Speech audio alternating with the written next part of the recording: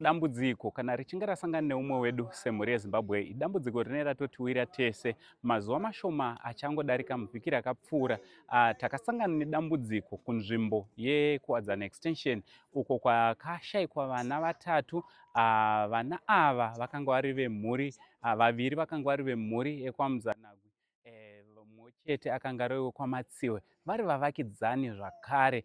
Chinova chinhu chakashungurudza mhuri yeZimbabwe, chinova chinhu chakatirwadza isu semhuri yeZimbabwe. Vana ava mushure mekunge vawanikwa, pakabva patanga mhere, vanhu vakachema kusvika pazuva ranonzi nhasi. Saka nhasi tabatanawo nemhuri yekwamatsiwe, kuno kwatauya kuchinze kuPfungwe, kubva muguta reHarare kusvika pano, tichidarika makilomita anoita iwo kuma 200 kilometers kuti tinge tinosvika pano pamusha wauya kuzoradzikwa mwanakomana anonzi Renard Mukudzei Matsiwe, uyo akanga ane makore 3 years ne5 months ekuberekwa. Nhasi pano paripo pamusha waachange akamirira, musha waaradzikwa. Chinova chinhu chiri kushungurudza, nekuti kana kune chinhu chinorwadza kuviga vana vedu, nekuti chinotarisira mubereki umwe neumwe kuti ange anovigwa iye nevana vake. Ndiro dambudziko ratakasangana naro ratiwinza pano. Aiwa, tichiti dai mweya yevana vedu ava vatatu yazorora norugare. Tichida kutenda zvakanyanya mhuri yeZimbabwe, takawanikwa iti tinobatirana nemhuri idzi kusvika pakuchengetedzwa kwaitwa vana ava. Vaviri vaenda kunochengetwa kunzvimbo yekwaChurumhanzi, tichitenda kuti basa rafamba zvakanaka. Tichida kutenda zvakare vemakereke Zayoja Forward in Faith vauya vakachengetawo mwana kuno. Zvakare tichida kutenda Bethsaida ichitungamirirwa naBishop Amanango vaenda kunochengeta pamwe chete nemhuri dzaenda kwaChurumhanzi. Ndo patasvika pano Mwari nemwana wedu, ndo patasvika Mwari, ndo pamatitendera. Tinotenda mutsvene taakumuradzika pano kusvika tichizosangana zvakare mumakore. Tinotenda nenyasha dzenyu, tinotenda nokutungamirira basa rose. Tinotenda Mwari nenyasha dzenyu, tinotenda nenguva ino. Kudzwai nokurumbidzwa nokupiwa mbiri. Tinokutendai mazvita masikati anhasi, muzita raJesu Kristu. Amen. Amen.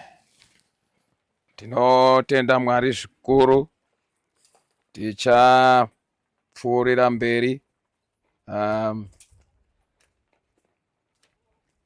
nekuverenga pano. Jesu akati kwavari, ndini kumuka neupenyu. Unotenda kwandiri kunyangwe akafa uchararama. Nokuti mumwe nomumwe uri mupenyu unotenda kwandiri haangatongofi. Unotenda izvozvo here? John 11:25-26. 1 Timothy chapter 6 verse 7. Nokuti hatina kuuya nechinhu panyika, hatigoniwo kubuda nechinhu. Job chapter 1 verse 21. Ndakabuda mudumbu raamai vangu ndiri mushwi, ndichadzokera ndiri mushwi. Jehovha wakapa, Jehovha wakatora, zita rake ngarikudzwe. Mapisarema 90 verse 3-6. Munodzosera munhu kuguruva muchiti, dzokai vana vavanhu, nokuti kwamuri makore ane churu akangofanana nezuva razuro kana rapfuura. Senguva yokurinda yousiku, munova kukura semvura zhinji, vava sehope. Mangwanani vakaita souswa hunomera, mangwanani unotumbuka unomera, madekwana unodzurwa ndokusvava. Mwari ngaavongwe, iwo baba wedu, iwo baba vaIshe wedu Jesu Kristu, baba vengoni, Mwari wekunyaradza kwose, iye unotinyaradza pakutambudzika kwedu kose, kuti isu tive nesimba rokunyaradza vari kutambudzika kupi nokupi, nokunyaradzwa kwatinonyaradzwa nako naMwari. Usatya, ndinewe. Usavhunduka, nokuti ndiri Mwari wako. Ndichakusimbisa, zvirokwazvo ndichakubatsira, zvirokwazvo ndichakutsigira noruoko rwangu rune simba.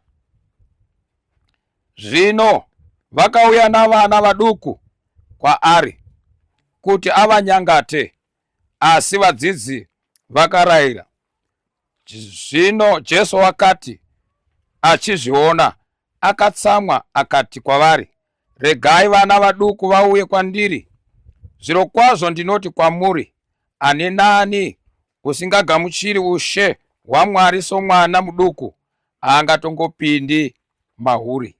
Ipapo akafungatira mumaoko, akaropafadza ndokuisa maoko pamusoro pavo.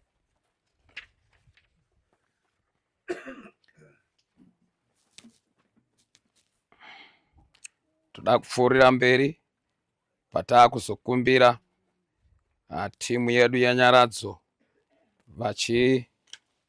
vachidzikisa mutumbi. Tichaverenga pisarema rinokosha rakanyorwa naDavid, mapisarema 23 pavanenge vachidzikisa, isu tichiriverenga pisarema iri. Saka taakusiya nguva kunyaradzo tichidzikisa, isu tichiverenga pisarema. Jehovha ndiye mufudzi wangu, hapana chandinoshayiwa. Anondivatisa pamafuro manyoro, anondisesedza pamvura inozorodza. Anoponesa mweya wangu, anondifambisa panzira dzokururama nokuda kwezita rake. Zvirokwazvo kunyangwe ndikafamba mumupata wemumvuri worufu, handingatongotyi zvakaipa, nokuti imi muneni. Tsvimbo yenyu nomudonzvo wenyu zvinondinyaradza. Munogadzira tafura pamberi pavadzivisi vangu. Makazodza musoro wangu namafuta, mukombe wangu unopfachuka. Zvirokwazvo unyoro nenyasha zvichanditevera mazuva ose oupenyu hwangu. Ini ndichagara mumba maJehovha mazuva namazuva.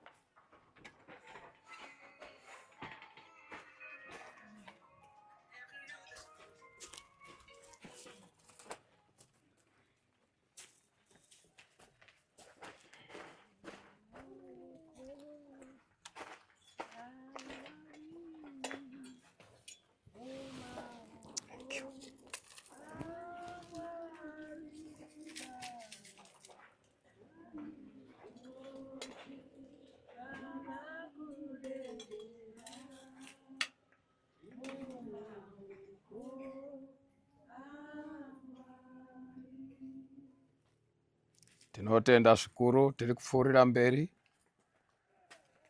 Tenzi, ndizivisei mugumo wangu uye mwero wemazuva angu kuti akadini. Ndizivisei kuti ndinongopfuura hangu, naizvozvo sezvakafadza Mwari wamasimba ose mukurongedza kweuchenjeri hwake kuti abvise mweya weuyu mwana wedu munyika muno zvino, tinoudzosera ivhu kuivhu, dota kudota, guruva kuguruva, tichitarisira kumuka kwavose nezuva rekupedzisira, uye tiine tariro youpenyu munyika inouya naIshe wedu Jesu Kristu pakuuya kwake kwechipiri nokubwinya kukuru kuzotonga nyika. Nyika negungwa zvichaburitsa vakafa vari mazviri, nemiviri inoora yaivo vakavata maari ichashandurwa vachifanana naye nomuviri wokubwinya kukuru kwazvo. Amen.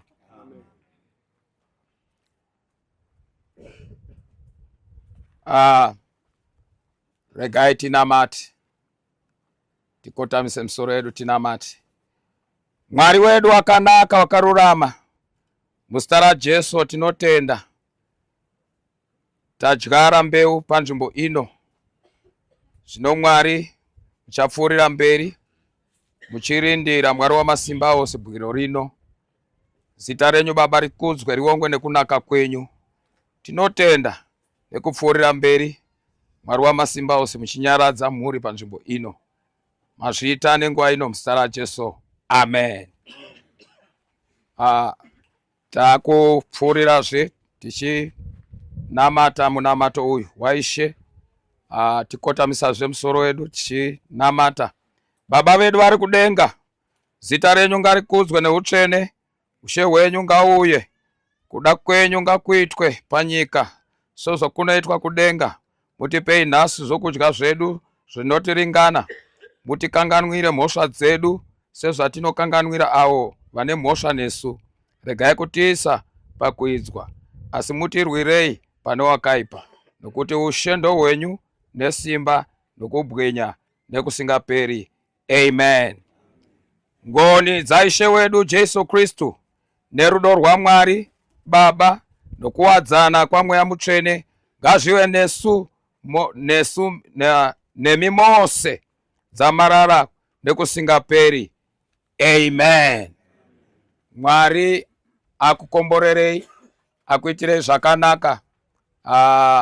Tinotenda isu tapedza tagumira pano sechechi, asi tinoda kukutendai zvikuru nekudzikama kwose kwataona kuri pano tichiremekedza mwana wedu.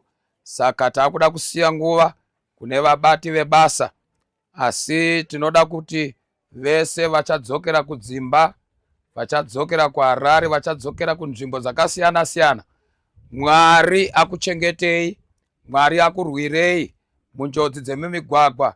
Shumba dzarura mazuva ano ndo mumigwagwa yedu. Saka toda kuti vanodzokera tisamhanya, ngatifambe zvakanaka, tisvitswe nerugare nenyasha dzaMwari. Mwari wekudenga akukomborerei, akuitirei zvakanaka muzita raJesu. Amen. Takusiya nguva kuvabati vebasa. Haleluya. Ngaendikumbire Sabhuku wauye pano panguva ino. Ndodazve kutanga ndati ndine hurombo neimba yedu yanonoka kuzopera netageti dzatanga tapuwa dzokuti tiipere na10:30. Inhau yokuti patanga tichichera pacho pazotidzokei pooma. Tinozongotenda nekuti yazongosvika pakunopera.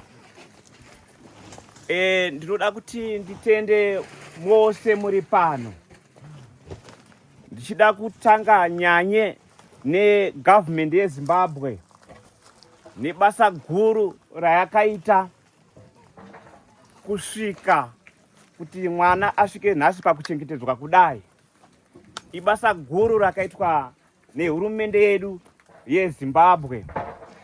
Ndinodazve zvakare kuzongoramba ndichitenda the whole Zimbabwe, maZimbabweans ese neminamato yose yamakaita panguva yakashayikwa vana, panguva yavakasvika vana kuti vazowanikwe. Minamato ndinoziva kuti yakaitwa nguva nenguva, kuchemwa kwakaitwa. Izvi zvaibuda muzvivhitivhiti nemamedia social maifamba imo kuti Zimbabwe iri kushupika zvechokwadi. Tinongoramba zvechokwadi tichitenda kuita kwakadaro, tichingoti kubatana kwedu isusu maZimbabweans kwakadaro, kwokuti charwadza mumwe tinofanira kubatana pamwe chete saizvozvo toita minamato sekuita kwayakaitwa ikoko kuti tigoburisa chairwiwa nomunamato yokusaka chabatika. Ndozorambazve ndichitenda kutendesesa kwakakura kunewe chechi wauya nemwana. Ndichidazve zvakare kuzotenda mose makwanisa kunge muri kusvika panzvimbo ino. Ndoziva kuti kuna vamwe vakanga vanozvidoka doko kuti vasvike pano, kurwadziwa mwoyo yakarwadza kuti vanhu vange vari pano. Ndichidazve zvakare kuzotenda nzvimbo yedu ino as a whole papfungwe ino kune vanhu vakasiyana siyana vari pano, wabva kure nekure, wavakidzani wese watinawo panzvimbo ino wari pano. Ndoda kuti nditende masabhuku, pane masabhuku ari pano. Ndokumbira zvangu sori kana waripo muswere muuye zvenyu pana masabhuku ari pano wakatipoteredza. Kana waripo masabhuku wakatipoteredza, ndinokutendai. Ndo vamwe watinge tichishanda nawo inhau dzatinge tichitaurirwa pakaucha yedu isi yatinofamba nayo, panyaya dzedu isi dzekutongwa kwematunhu ndo kwatinotevera. Tinotaura zvakawanda zvekufa izvozvizvi, kuti kufa kunofanira kunge kuchitsanangudzirika, nokuti zvinhu zvinoyera ikaucha yakangobva yakangosimikidzwa kure. Saka nanhasi uno tinongoramba tichitevedza mataurirwo azvinenge zviri kuitwa. Wabereki, handisi kuda kuti ndinyanye zvangu kukupedzerai nguva, mungoona kuti nguva yedu ndiyo inenge yafamba. Tinongokutendai kudzoka kwenyu kwamuri kuita, mofambawo mune zvakanaka. Izvi zvamaita panapa izvi ngazvisaperere pano, ndo chikumbiro changu. Minamato yamaita iyi kuti zvigone kunosvika pakadai. Uyu mwana uyu muzukuru wangu inini, baba wake mwana wangu, ndo mamiri azvakaita. Zvechokwadi kurwadza kwenyu kwamakaitwa pamwoyo, the whole nation as a whole, zvechokwadi ndiyakaburisa chokwadi zvakaitika zvazvo. Tingave zvedu nomubvunzo yakawanda, asi ngatisirei kune yemutendi sezvazvanga zviri kutaura. Ndiye achanga nomhinduro pazviri chete. Ngatisatsvagei zvakawanda wanda. Wabereki, mhinduro inobva kudenga, ndokuziva kwatinoita isisu, nokuti hanzi kana ziso ranga chitaurwa rere kuti ziso raMwari harina usiku harina masikati. Mwari ndo ari kuziva pakaitika zvinhu zvakadai. Saka naizvozvo tinongoramba tichingoti wabereki, ngatisatsvagei zvakawanda. Mhinduro kana dzichibva kudenga dzichawanikwa, dzichasanganidzana nechokwadi chakaitika. Ndanga kuti zvangu neivavo hakuna kwandichakwanisa zvangu kuenda kure. Ngatingoite basa redu chisvikewo mukupedza. Wachafamba munzendo zvawachadzoka kwawakabva, mofambawo mune zvakanaka. Ndichitendawo zvangu village rekwachunze nekubata kwamaita basa rose ramabata. Taisei mhomho iri panapa zvechokwadi makwanisa kuhendera kusvika pangaito zvawo makwesheni ekuti pamwe kuna vamwe asina kudya, asi ndaona kuti basa ravanga vachibata rabatika mune zvakanaka. Saka ndinongokutendaiwo muvillage rekwachunze, tichingoti nemaneighbors edu ndinongokutendai. Ngatingozvitei kune mamwe mavillage. Aiwa, ndinokutendai wabereki.